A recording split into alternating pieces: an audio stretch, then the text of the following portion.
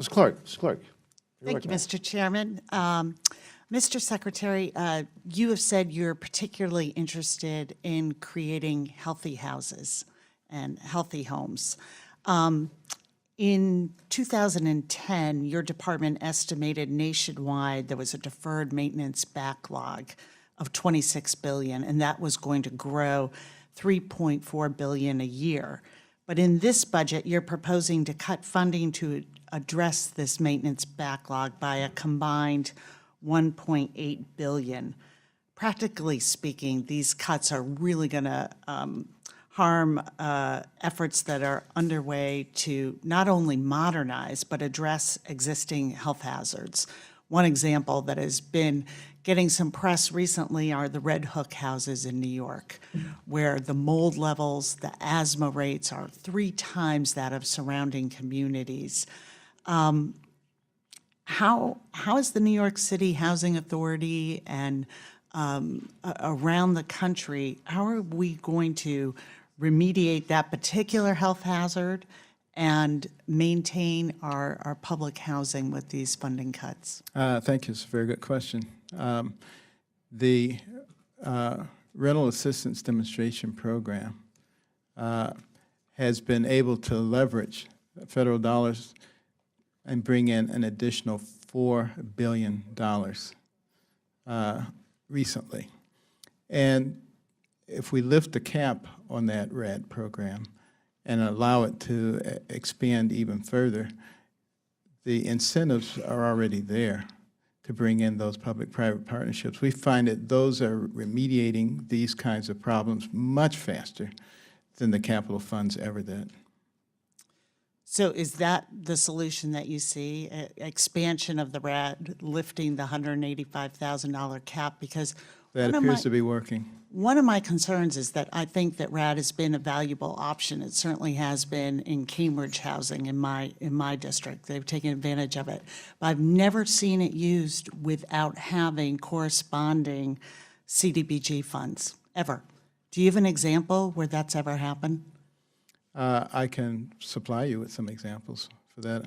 We can send them over to you. That would be great, because you know, it is of grave concern that these programs work as an ecosystem.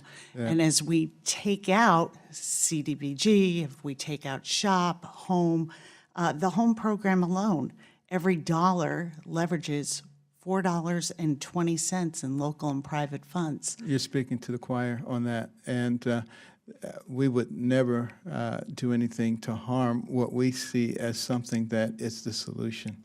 The solution is the public-private partnerships, and we are going to be working assiduously to make sure that we actually expand on those, regardless. So then why are you eliminating them? Regardless of under what name we do it. Well, I'm getting more puzzled as we go. If you agree, and I'm preaching to the choir, why are you wholesale eliminating home, choice, SHOP? I'm confused. Again, go back to my initial statement.